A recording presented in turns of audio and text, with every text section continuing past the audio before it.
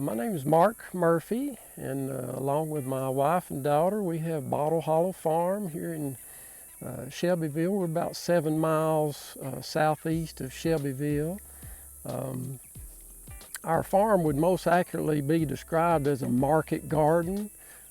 We grow on a small scale in an artisan garden style and sell directly to consumers at local area farmers markets. I had always been an organic gardener just for my personal interest, and so when we started the farm here about 3 or 4 years ago, I decided to go ahead and pursue organic certification. So we went through that process and got the farm certified organic.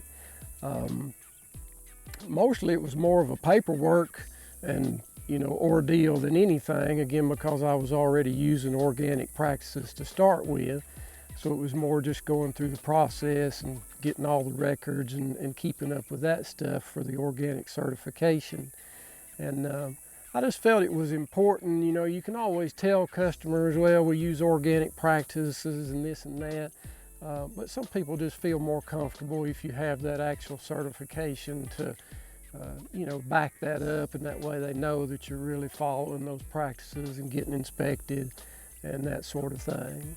So each year you have to recertify your organic certification, and they'll send inspectors out to look over both your record keeping and look over your grow areas each year, so that they can determine that you're following the rules, doing the things you're supposed to be doing.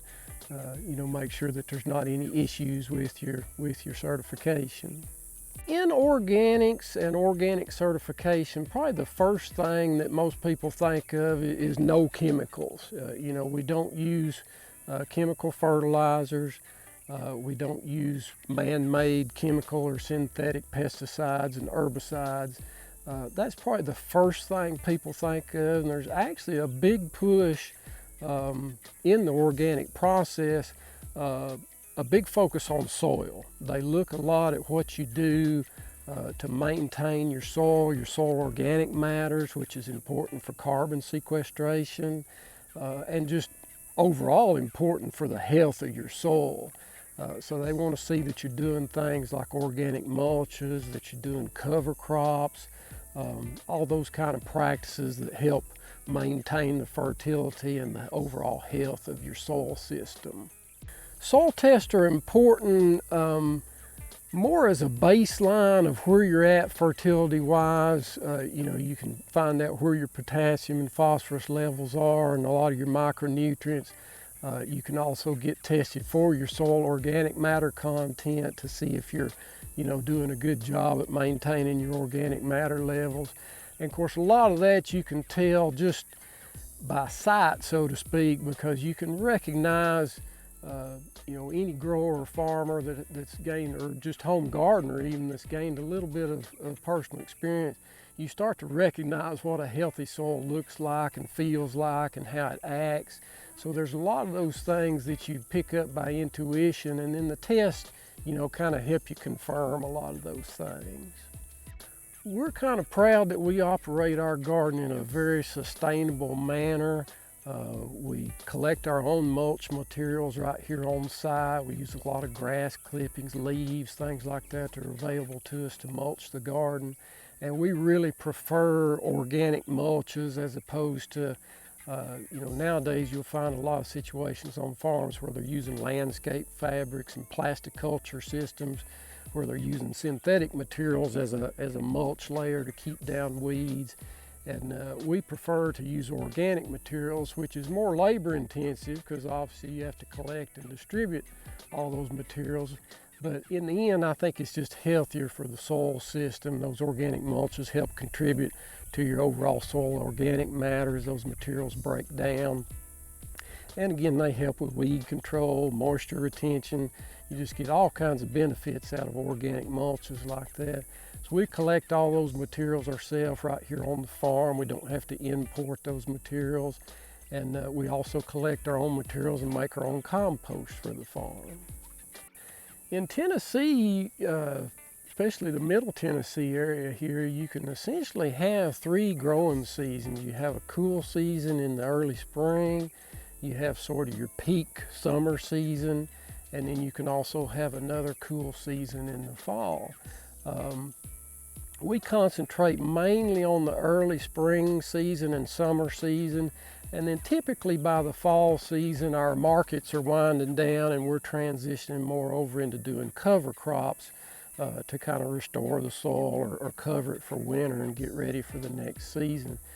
We start in January actually sowing the seeds for our transplants. We do our own tomato and pepper transplants. And we also sell transplants, tomatoes and peppers when the farmers market's open in May. So we grow transplants both for our own use here on the farm and for our market customers. And then also in the early spring we'll be planting things like peas, carrots, those kind of cool season crops. And that'll transition over into summer when we actually start putting tomatoes and peppers in the ground and sowing beans and cucumbers and those type of summer crops. And then we stagger a lot of our crops throughout the summer. Beans, things like that, we'll keep planting in succession so we have a continued harvest through the season. We'll stagger like tomato plantings up through June so that we always have like some fresh tomato plants coming on, because it's been my experience and most of the growers that I talk to, if you're going to grow tomatoes in Tennessee, you're usually going to deal with blights and the leaf blight situations. A lot of times your earliest tomato plants that you plant, midsummer going into late summer, they'll start to get spent. So if you've got some later planted tomatoes coming on, a lot of times you can keep your production going after some of those early plantings are winding down. Weather is the consummate challenge for any farm. Sometimes you get really lucky and you have kind of that perfect balance of just enough rain and just enough dry. Oftentimes though you have either way too much rain at one time and everything's getting drowned, or you have way too much dry at one time and everything's getting parched. So that seems to be the consummate challenge for any farm, whether you're organic or chemical. One possible benefit to the organic system is you do tend to build more soil organic matter, which gives you a little bit of drought insurance, because the more good organic matter content that you have in your soil, the more moisture the soil can hold and retain. So it gives you a little bit of hedge there that poorer soils wouldn't have. We do a variety of crops. We do some fruits, strawberries, blackberries. Throughout the season, depending on the time of year, we'll do peas, carrots, beans, cucumbers. We do a lot of tomatoes and peppers. One thing that we really enjoy here at the farm is growing a wide variety of peppers.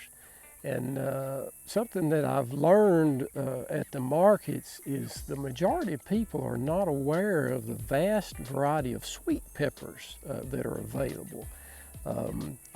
Most people are familiar with bell peppers, but there's a whole array of sweet peppers out there that just really open up a whole new, flavor, whole new options in your cooking and your recipes. Something that happens often at the markets with us is people come by and we'll hear them say, "Oh, those peppers look great. I just can't do hot peppers."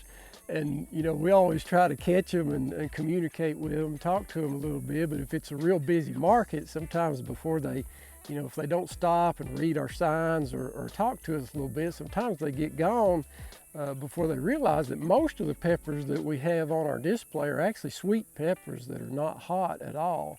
So that's something we spend a lot of time trying to communicate with people and let them know about a lot of the sweet pepper varieties that we have and that are out there available, both to purchase from us at market, or gardeners can get the seeds for themselves and expand their own garden selection and grow them for themselves.